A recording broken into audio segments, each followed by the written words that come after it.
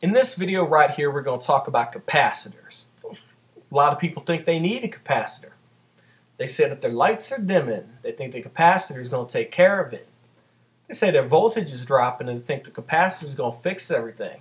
In this video, we're going to talk about exactly what a capacitor does in the one very, very isolated scenario where it can actually benefit your car. See, a capacitor has got an advantage over a battery because the capacitor can discharge all of its power real quick and it can get charged up real quick. A battery has the advantage of being able to hold its charge and discharge slowly, and it doesn't need to be recharged and charged and recharged as much. When it comes to powering an amplifier, especially a bass amplifier, the demand the amplifier places on the battery or the charging system, it's very inconsistent. It never is constantly demanding X amount of power. It's always fluctuating, and this is because when you listen to your music, unless you're doing sine waves, the music is not always at the same frequency or same volume. The demand is always going to be different. When your big bass note hits, it's like, all right, we need lots of power, but then that bass goes away even for a second, and I need so much power. Like, oh, major demand, low demand, major demand, low demand. If you have something powering the amplifier that can discharge quickly and recharge quickly, it can meet that demand more consistently. Now, a good battery can power an amplifier just fine. There's no debate there.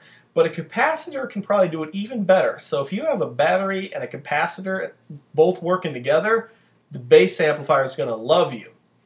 On the flip side of that, the alternator is going to be pissed off because the reason why your lights are dimming and your voltage is dropping has nothing to do with your battery or your capacitor. It's usually your alternator getting really pissed off because it can't meet the charging demands of all these aftermarket components.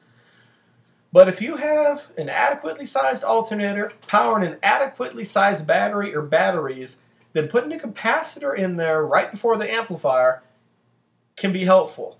That's the one case it can be helpful. That's it. Now, are you ever going to hear the difference? That is really debatable.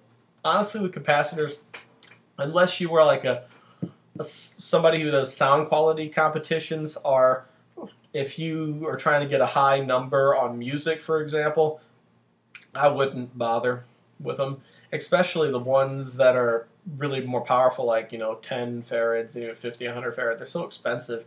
I just don't see the point. But hey, it's your system. Do whatever you want to do.